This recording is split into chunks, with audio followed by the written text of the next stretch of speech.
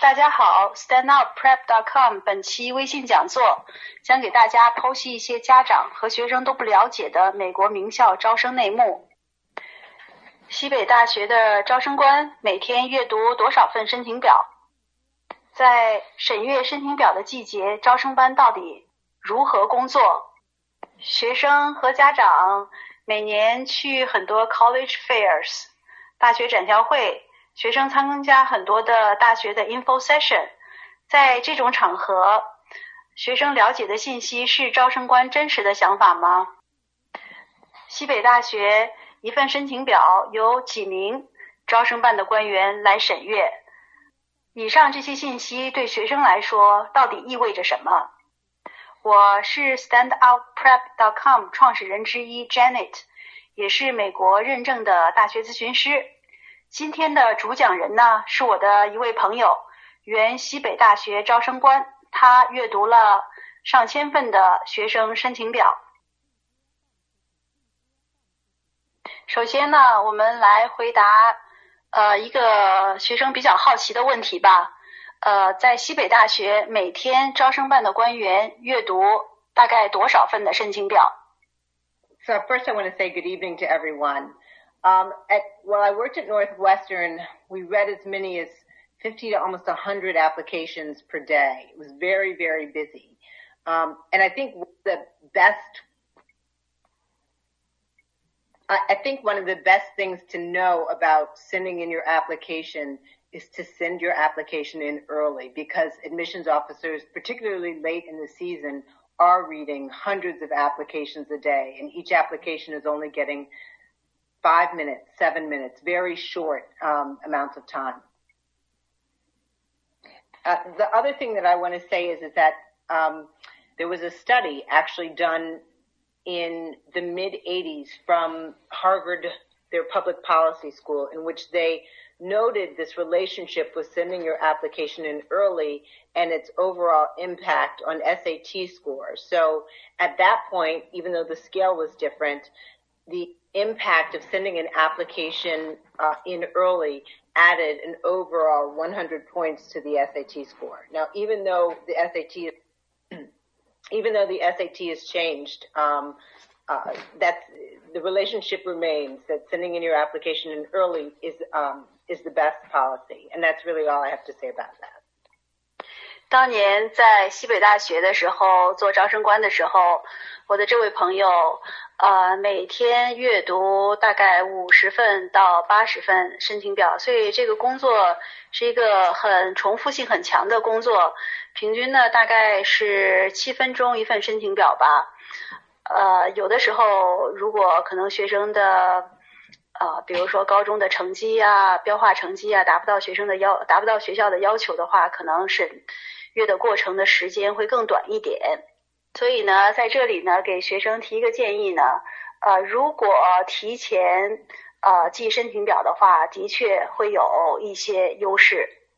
而且呢，学生如何在申请表上从最佳的角度展示自己尤为重要。So the life of an admissions officer during the season is tiring.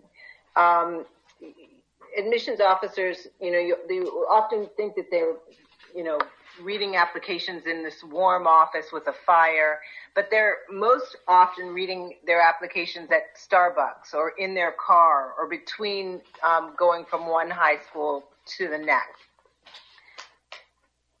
That makes life really chaotic.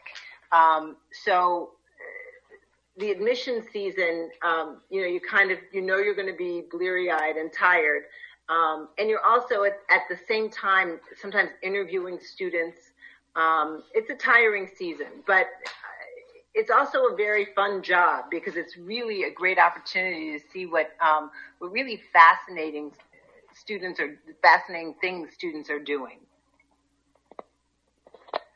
The last thing I have to say is that admissions officers are often traveling all over their region, so that's making while they're reading applications, and that makes it often very hard as well.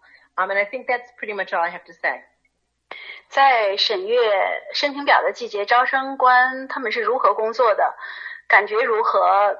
最大的感触可能就觉着比较累吧，因为这些招生官的官员他们要很快的阅读申请表，而且要很快的做总结，而且也需要很快的做决定，而且呢他们很有可能是在自己的区域在旅游，有的时候呢他们可能是在车里边审阅申请表，或者是在咖啡店，所以说这个工作呢是这种活动性是特别强的。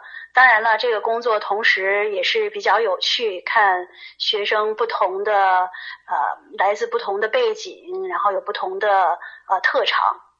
那这一切对申请人来说意味着什么呢？ So one of the reasons why it's important to send the best possible application, it's not, only important because it gets you into the school, but also for parents who are listening, it's a strategy for making the admissions office want your student to come. And in some respects, that can be, the rare international grants or scholarships that they can offer. So a strong application actually saves you money, which is one thing. But the other thing that it does is, obviously, it gets noticed. It gets the student in. And that's one of the ways that Standout Prep's review really helps students, achieve their goals. Because, you practice for your test prep, you practice to learn to drive a car. Why wouldn't you practice to send in your college application and have someone who has admissions experience really read it first? And that's really, it just is a smart, competitive advantage for students. One of the things that I like about what Standout Prep does is they can often match a student with, a school that an admissions officer from the school that the student wants to go to. So if a student wants to go to Tufts or if a student wants to go to Yale, they have admissions officers who've read applications at that school who really know what Tufts or what Yale is looking for in an applicant. And that's all I have to say. 大家可以看到，名校每个学生身上所花的时间特别少，在西北大学每份申请表最多7分钟，所以说学生的申请表一定要简洁、切中要点，而且要有力度。Standout Prep 呢和美国名校的一些原招生官员共同工作，学生可以在提交申请表之前，由美国名校的原招生办的官员审阅学生的申请表，不管是学生的课外活动还是作文还是其他的方面，确保学生的申请表最有力度，而且能够达到招生办的这种要求。接下来的一个问题呢，我们想知道在西北大学一份申请表有几位 readers， 有几位阅读者。 So when I was reading, 3 admissions readers read each application. And that's why at Standout Prep, 3 readers review the application for the student and give feedback to the student and to the family about the application. Janet could answer this as well, but, typically we find something like 20 to 25 errors in each application, even when a student thinks it's done. And I think that's important. You really don't want to send an application with a lot of errors into a college. So Standout Prep does the same thing. They have 3 readers who read each application and give the student feedback. If a student wants to go to Tufts, then 3 readers from Tufts read the application. If they can't get 3 readers from the same school, then, they'll use similar overlap schools, which I like a lot. And what I really find is interesting, and I think this is important to note, is that readers find the same things over and over again. So each reader might say, you need to change this. And so it's important to watch whether or not all 3 readers are commenting on the same thing, or if they disagree, then the student and the parents have some thinking to do about how, perhaps the essay should be changed or perhaps an activity should be listed. But it's important to get a number of different opinions because they reinforce each other, or they may contradict, but that's important to hear as well. And that's pretty much all I have to say.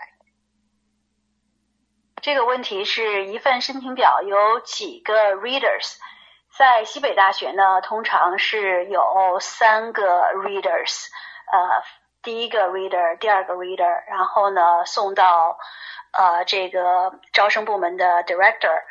我的这位朋友原来是第二个 reader， 当然了，各个学校的政策都不太一样，有的学校可能只有2个 readers， 有的学校可能只有1个readers。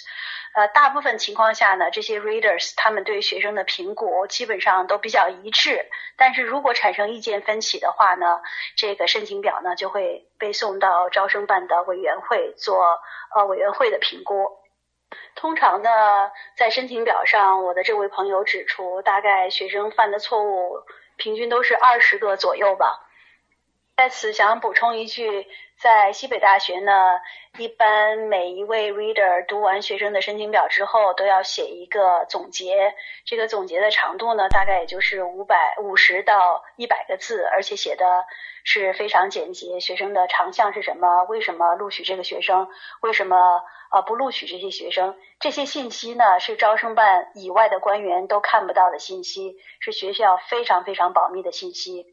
standoutprep.com 提供的服务呢，是学生在提交申请表之前，学生呢将申请表、作文还有成绩单寄给我们，我们呢给学生匹配3名招生办的官员，也就是美国名校原招生办的官员，让这些原招生办的官员呢对学生的申请表进行审阅，并且提出非常真实的想法，而且非常详细的想法。这样呢，学生在提交申请表之前呢，就可以做出相应的修改，最大程度呢提高竞争力，提高录取率。接下来我们做一个实例分析。如果一位学生上了5门 AP 课，中途呢决定 drop 1 AP， 从招生官的角度来说意味着什么？ So I think it's really interesting, the idea of a student who wants to, drop an AP class. It could mean nothing, but it could also mean everything. And that's one of the reasons why it's an important thing to get your specific application reviewed. And I'll give you an example of why it could mean 2 different things. So if a student is taking AP French and AP Spanish, and the student has 4 years of AP, of French, and is senior year is taking AP French, and it has 4 years of Spanish, and senior year is also taking AP Spanish. Well, dropping one of those is probably less relevant than, if the student decides that he or she wants to be an engineer and he's dropping AP Calc BC. So it really depends on the particular student. It also depends on what the student wants to do. So if the student decides that they're in their future goals on the common application, they want to study linguistics, then that doesn't quite make sense. So those are the kinds of red flags or sore thumbs or inconsistencies that admissions officers are looking for. So unfortunately, it's not a great answer, but which AP and why is the student dropping it, and all of those kinds of things are particular to each student's application, and another reason why Standout Prep and the review they do is so important. And that's really all I was going to say. 如果学生修5门 AP 中途决定退掉1门 AP， 从大学的角度来说，要看学生的其他方面的情况，申请表其他方面的信息，也可能是无关大局。比如说学生同时修了1门 AP 法语，1门 AP 西班牙语，这个学生将来要当工程师，从这个角度来说drop one 外语无关大局。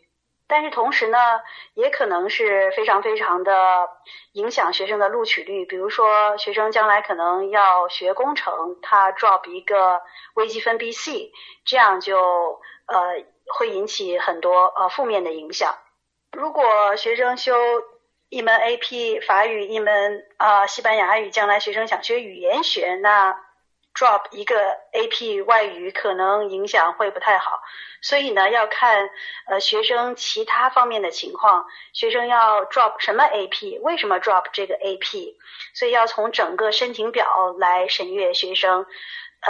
从大学的角度来说呢，这个整个申请表就像一个大拼图，各个不同的部分是一个拼图的板块。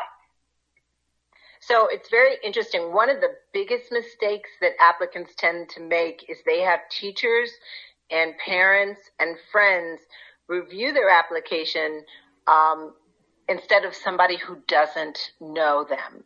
And the reason why that's important is because if the person doesn't know you, then the application really has to sync, right? It has to make sense to that person, because people who know you will know that your dog is named, Billy, and they'll know where you live, and they'll know things about you, but it's important for the person who doesn't know you.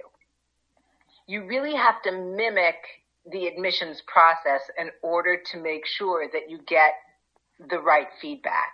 So the idea that somebody knows you and can understand your application because they know you is problematic. And I think that's the biggest problem that we see in application.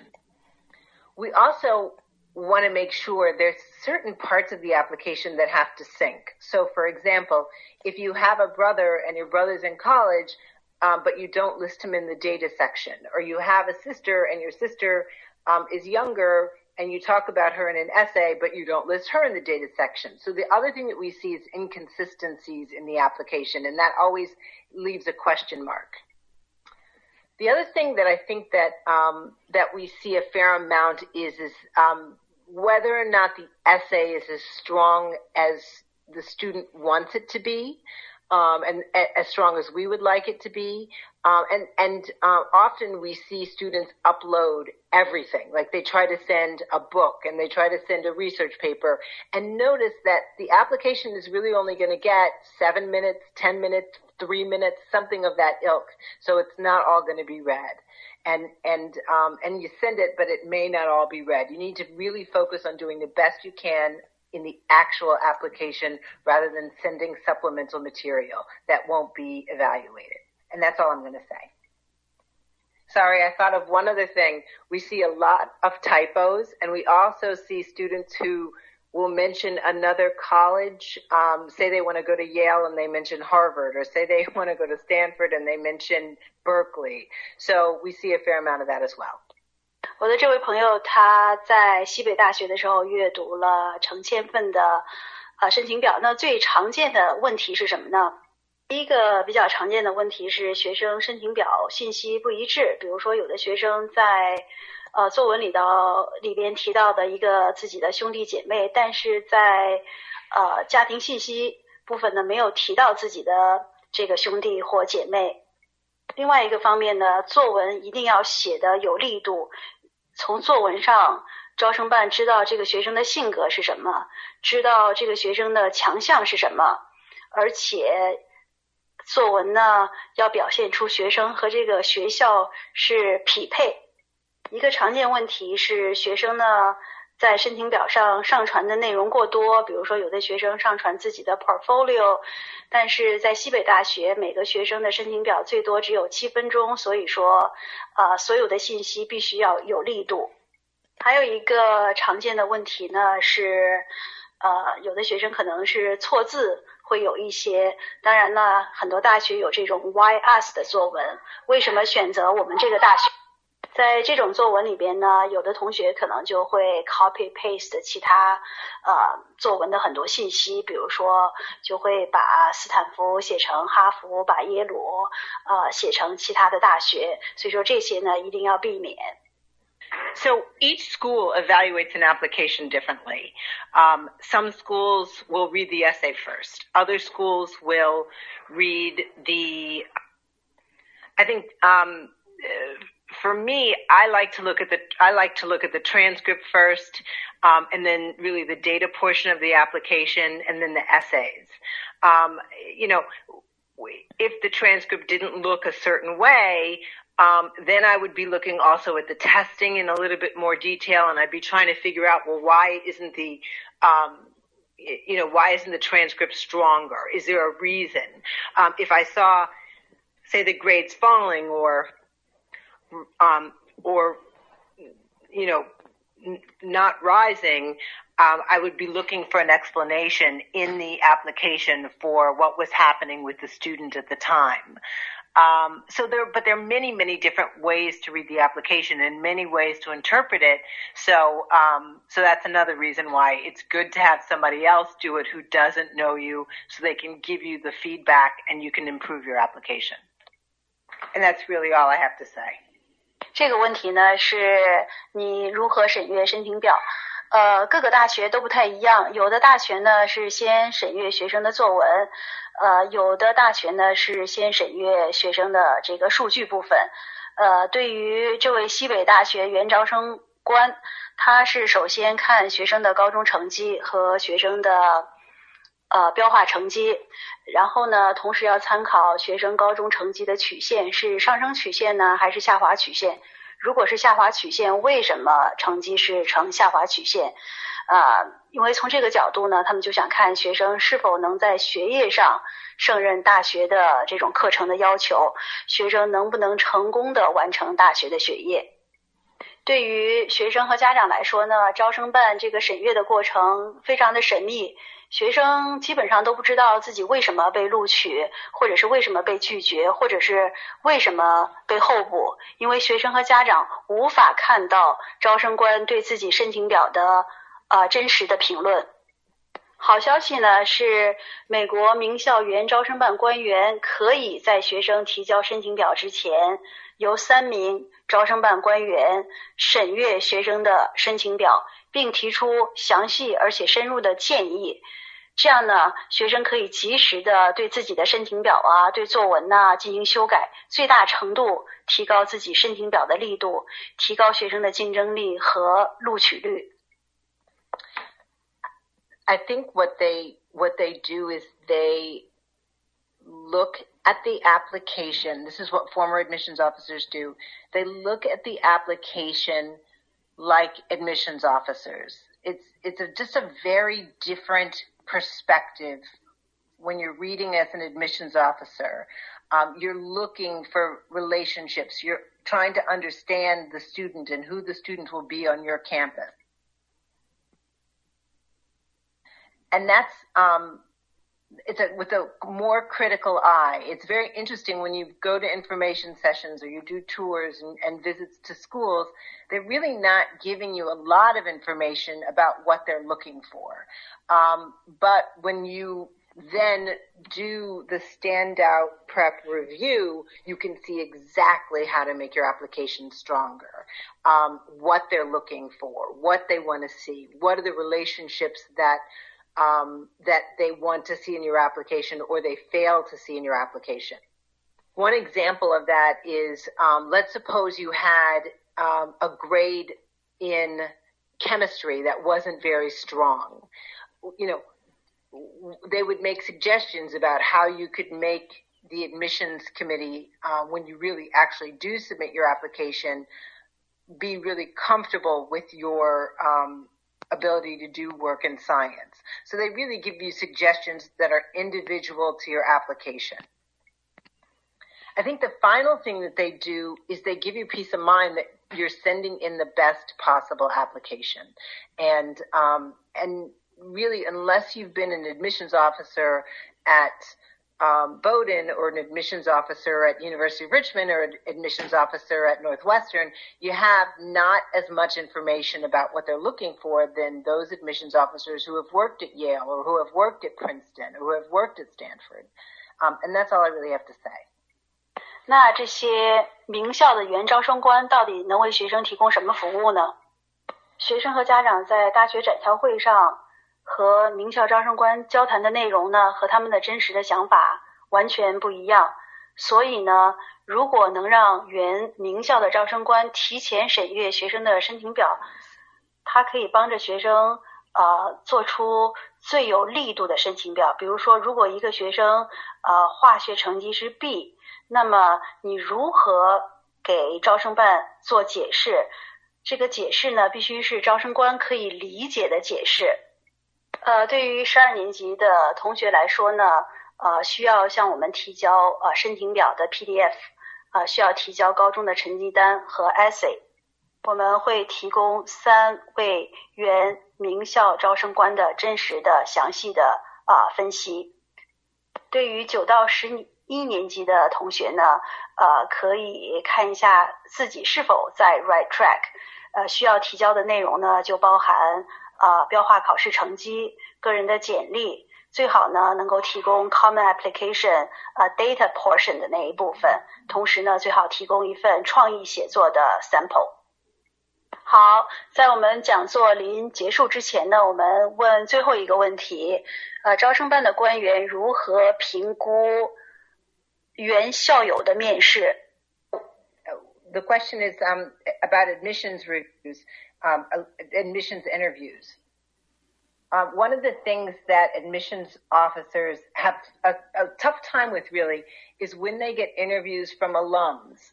So if you have an interview with Harvard and it's with a Harvard alum, it will really be difficult for the admissions office to assess who that alum is.